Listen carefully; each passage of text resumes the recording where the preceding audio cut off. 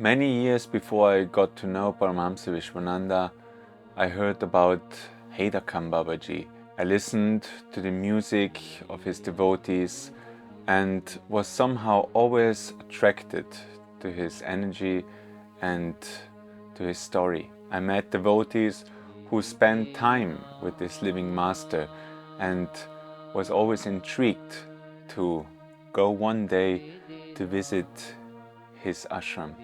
And some months ago, out of the blue, my Gurudev said, "You should go to Haidakhan." And I was more than happy to oblige to this request. In this video, I will take you along on that journey.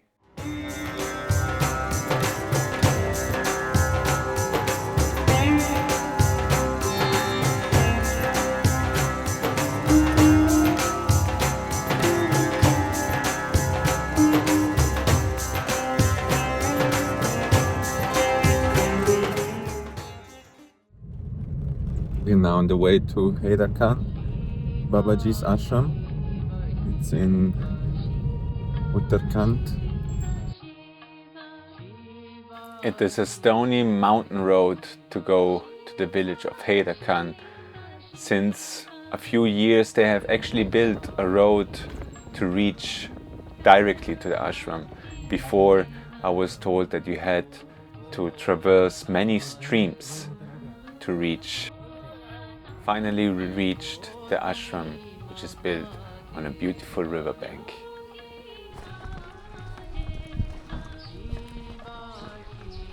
As Haidakhan Baba is known quite well also in the West, you could see a few Westerners and a lot of accommodation. This is a board of many different impressions of Haidakhan Babaji, and next to it there's a small temple which apparently was made by some Italian devotees. In the images, the story is told of one of the Italian devotees, which is believed to be an incarnation of Shanidev, the planet Saturn.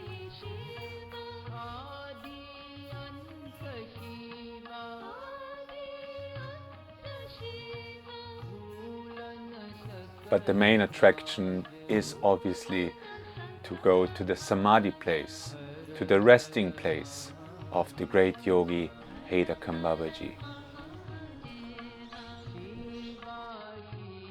In this tomb, the body of Haidakhan Babaji lies.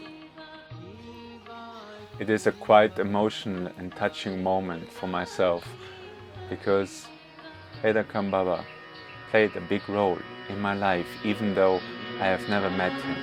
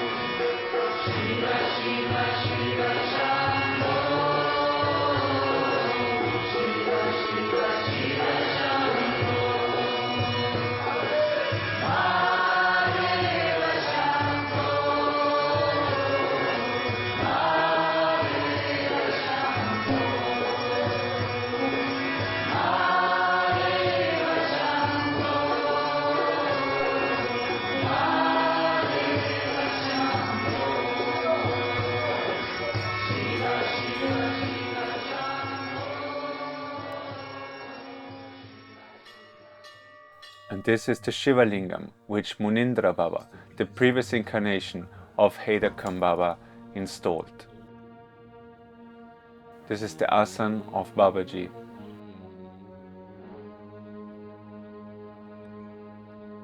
Next to the samadhi is a kutir where the belongings of Haidakhan Babaji are held. We didn't get a chance to visit that room because it's only open in certain hours, and our time was very limited. Now we are going to the Gufa Mandir, probably where he was found.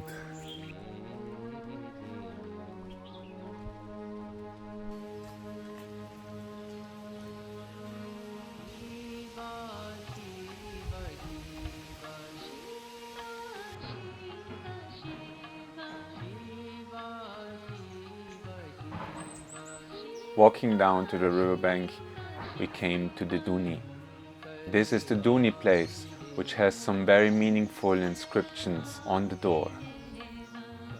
On one side is written, Vina Duni Dhyana Nehi, meaning without Duni there's no meditation.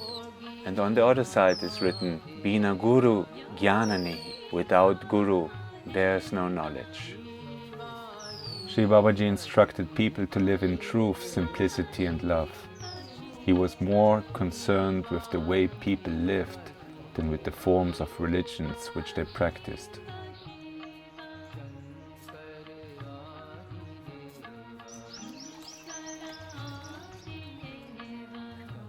Babaji taught people to chant the ancient mantra Om Namah Shivaya, which may be translated as I take refuge in God. He said that the people in this age cannot meditate as the ancient sages did, because our minds are so easily distracted by the ideas which pass through them. Babaji called japa, the repetition of this mantra, the water to cleanse the mind. He urged people to do japam at all time, as we walk, work, bathe, or any other time when the mind is not necessarily and usefully engaged.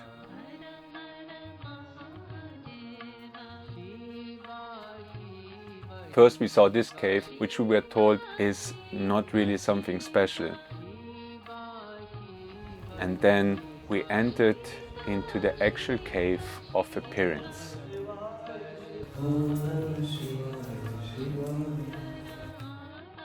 This place is truly spiritually charged, and it is very, very nice that it is accessible to all seekers to enter.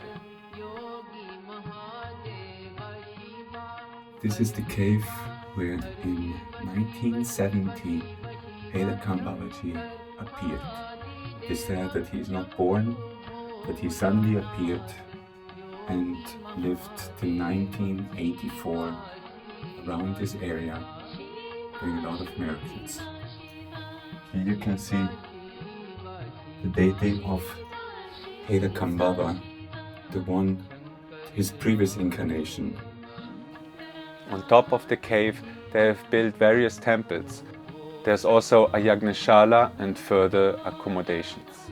He said in many different ways that by living in truth, simplicity and love, one can gain insight into mind, body and the feelings of the heart. Walking this path leads to a happy, useful and contented life in this world. My Gurudev also says, before you can realize your divine self, first become a proper human being. These teachings always resonated with me. In fact, they are the essential teachings of the Bhagavad Gita, to dedicate everything to God.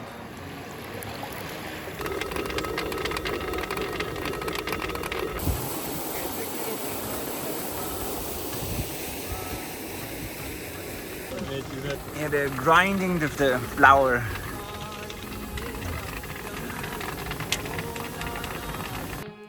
Because of this, Babaji asked everybody to do at least a little bit of service while they are in the ashram, for their own benefit.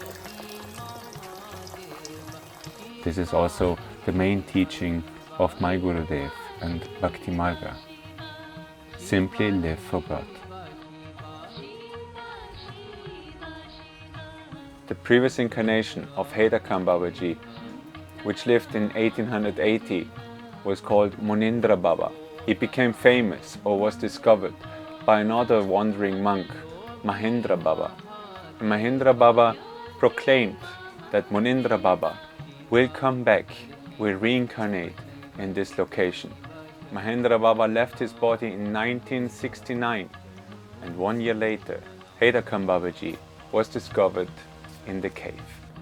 Even before his reappearance in 1970, Babaji taught Mahendra Baba to preach that all lovers of God should lead lives based on truth, simplicity and love. It is very difficult to nurture hatred, greed, anger, lust, jealousy and selfishness when a person strives to live in truth, simplicity and love with all. He said over and over again that karma yoga, work dedicated to God, is the best, easiest and fastest way to God. So all of them were present here, and yeah, really nice place, enjoyable and recommendable to visit.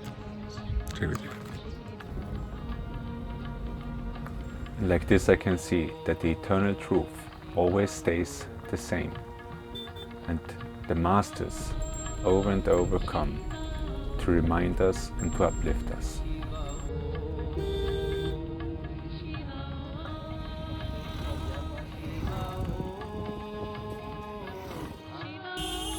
Our journey went on to Kainchi Dham, where Ninkaroli Baba stayed for a long time.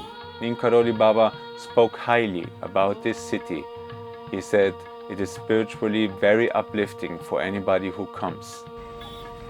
We are in Kainchi Dham, a place where Ninkaroli Baba stayed for many, many years.